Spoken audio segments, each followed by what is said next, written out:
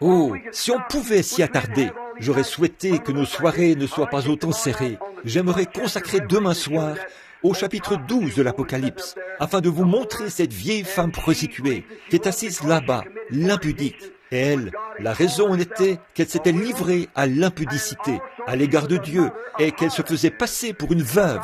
Et elle était aussi la mère des prostituées. Est-ce vrai?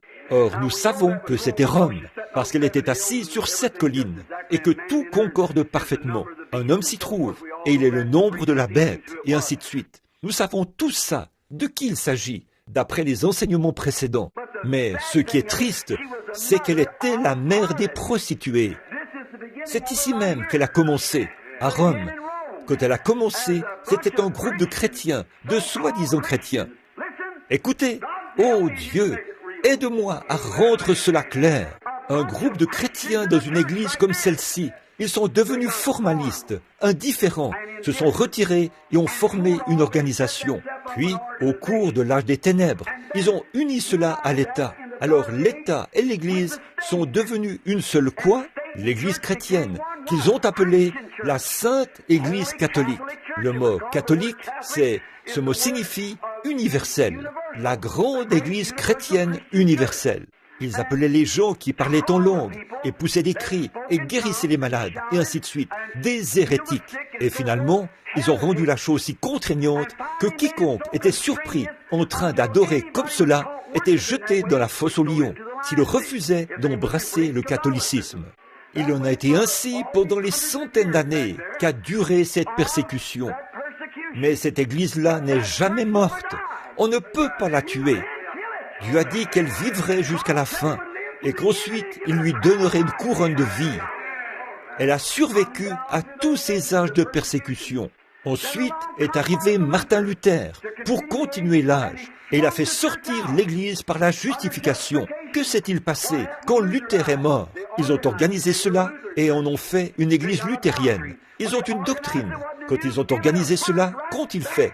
Ils ont de nouveau fait naître cela dans le romanisme. Tout à fait.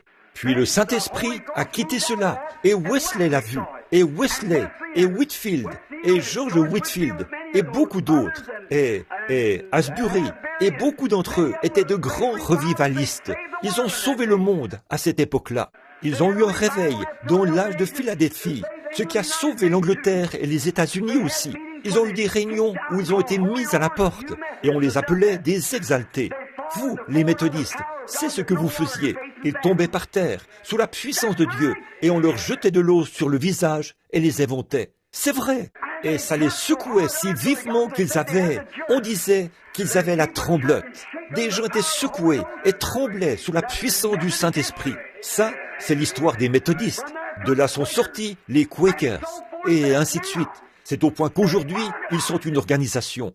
Ils ont maintenant les méthodistes ceci, les méthodistes primitifs, les méthodistes de ce jour-ci, les méthodistes de ce jour-là. Ils sont descendus si bas que les méthodistes veulent ôter le sang de leur livre de cantiques. Ici, l'autre soir, au cours d'une émission de télévision, ma mère m'a appelé. Il y avait un pasteur méthodiste, ici même, dans l'Indiana, qui enseignait le rock'n'roll dans l'église. Il a dit, c'est dommage que nous n'ayons pas veillé à ce que ce bel art soit joué dans l'église. Ça, c'est le diable dans un faux prophète. C'est vrai, je ne veux pas vous blesser, mes frères. C'est la vérité de Dieu. Je préfère vous mettre un peu en colère de cette façon pour vous amener à étudier les Écritures et peut-être vous mettre en règle avec Dieu plutôt que vous soyez perdus à la fin. Il se peut que vous ne m'aimiez pas maintenant, mais un jour, vous passerez vos bras autour de moi et direz « Frère Branham, c'est la vérité. Voici, c'est ici même, et c'est là qu'il se dirige. C'est juste là. La Bible dit qu'il le ferait. » Puis de Wesley. Si Wesley a fait cela, alors sont venus les pentecôtistes et ils ont obtenu la restauration des dons. Ils se sont mis à parler en langue, le baptême du Saint-Esprit, exactement comme un grain de maïs qui sort du sol. Tout d'abord, il pourrit, il produit quelques pousses. Ensuite, vous pensez avoir un champ de maïs. Cette pousse croît et produit une aigrette. Cette première pousse, c'était les luthériens. L'aigrette, c'était quoi? Les méthodistes. Le pollen, l'amour fraternel, l'évangélisation. Le pollen se répand chez les autres. Eh bien, même la nature témoigne de ces âges de l'Église. Les méthodistes sont sortis du chaos, ou, je veux dire, les luthériens sont sortis du chaos. Les méthodistes ont répandu leur amour fraternel à l'époque de l'évangélisation et à l'époque des missionnaires. L'époque missionnaire la plus glorieuse que le monde ait jamais connue, c'était celle des méthodistes. C'est vrai, leur pollen s'est répandu. Qu'est-ce que cela a produit? De ce pollen est sorti un épi de maïs. Les pentecôtistes, un grain, exactement ce qui avait été semé. Pas une feuille, pas une aigrette, mais un grain. Et maintenant, les pentecôtistes ont entièrement recouvert ce grain de champignons, au point que on ne peut pratiquement plus voir le grain. Il est temps de tout nettoyer. Amen. Qu'ont-ils fait? Ils ont fait la même chose que les méthodistes. Quelqu'un en a organisé un groupe et a dit « Nous sommes les assemblées de Dieu ». L'autre « Nous sommes les pentecôtistes de la sainteté ». Un autre « Nous sommes les unitaires ». Nous sommes les binitaires. Et il y a tant de ceux-ci et tant des autres. Oh là là, à dos d'un chameau, à une bosse, 2 bosses, 3 bosses et tout. Oh, il y a 60, 30 ou 40 organisations différentes.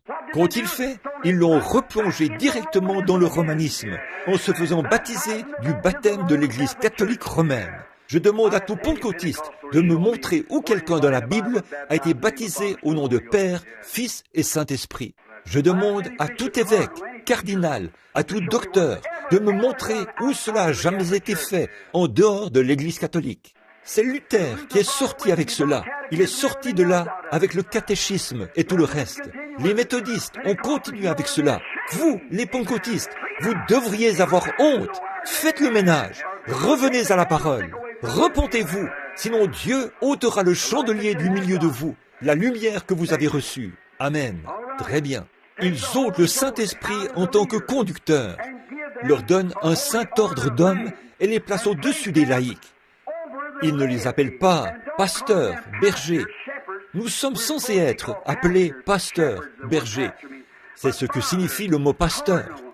Mais père, cardinal, archevêque ou surveillant général, les véritables croyants haïssaient cela.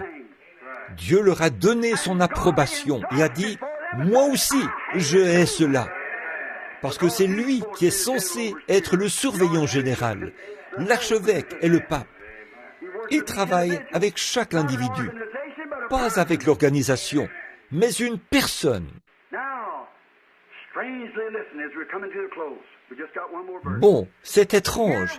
Écoutez, alors que nous terminons bientôt, il ne nous reste plus qu'un verset. Nous avons là le dogme qui est à l'origine du catholicisme, la succession apostolique. Combien savent cela? Apostolique. Eh bien, les catholiques disent que le pape est le successeur de Pierre aujourd'hui. C'est la succession apostolique. Pareille chose n'existe pas. Comment votre désir charnel, votre désir sexuel, comment se fait-il qu'Ésaü et Jacob soient tous deux nés d'un père pieux et d'une mère pieuse, et que l'un d'eux soit un chrétien et l'autre un démon? Oui, comment est-ce possible? C'est parce que le péché, c'est le péché, et le sexe, c'est le sexe. Mais c'est Dieu qui donne la naissance.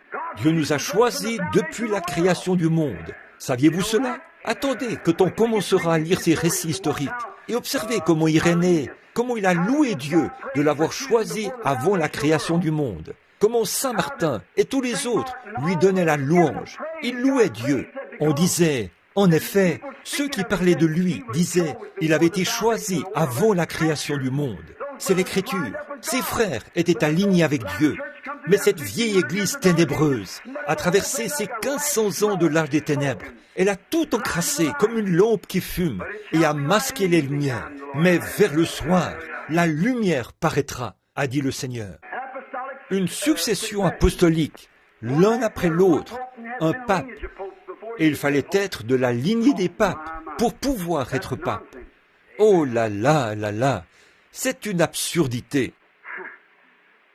Les laïcs, pas les saints et les justes, mais que les prêtres prient pour eux et les délivrent de leurs péchés, pardonnent leurs péchés, leur fassent payer de l'argent pour la confession. Les protestants font la même chose. Ils cherchent à être Ils passent la main dans le dos de leur pasteur et vivent comme le reste du monde. Et il n'en sait pas plus sur Dieu qu'il leur permet de rester dans son Église et les appelle des membres de son Église. Il leur permet d'y rester et leur dit qu'ils sont sauvés. Comme ils seront déçus ce jour-là s'ils ne sont pas nés de nouveau. Sans le Saint-Esprit, vous êtes perdus. Personne ne peut dire « Jésus est le Christ » si ce n'est par le Saint-Esprit. La vraie Église, à Éphèse, n'a pas été séduite par ces discours intellectuels et raffinés. Ils haïssaient cela. Ils n'ont pas été séduits. Ils le savaient. La vraie Église ne l'a pas été. Cette fausse révélation qu'avaient ces hommes appelés les Nicolaïtes et qui ne concordaient pas avec la parole de Dieu. Dites-moi, où vous avez déjà vu cette Bible enseigner qu'un prêtre doit avoir un confessionnal? Où avez-vous déjà vu cette Bible enseigner que c'est par l'aspersion qu'on obtient le pardon des péchés? Où avez-vous déjà vu quelqu'un être baptisé au nom de Père, Fils et Saint-Esprit pour le pardon de ses péchés? Où avez-vous vu qu'il faut donner la main d'association et inscrire son nom sur le registre de l'Église dans la Bible? Où avez-vous déjà vu toutes ces choses? Qu'est-ce que c'est? C'est un sacerdoce ou un clergé qui n'est pas en ordre avec la parole. Ce sont donc des Nicolaïtes. Et Dieu a dit, je les hais. Revenez à la parole. Oh, je sais que c'est fort, frère, mais je ne suis pas responsable. C'est Jésus, c'est à lui que vous devez vous en prendre.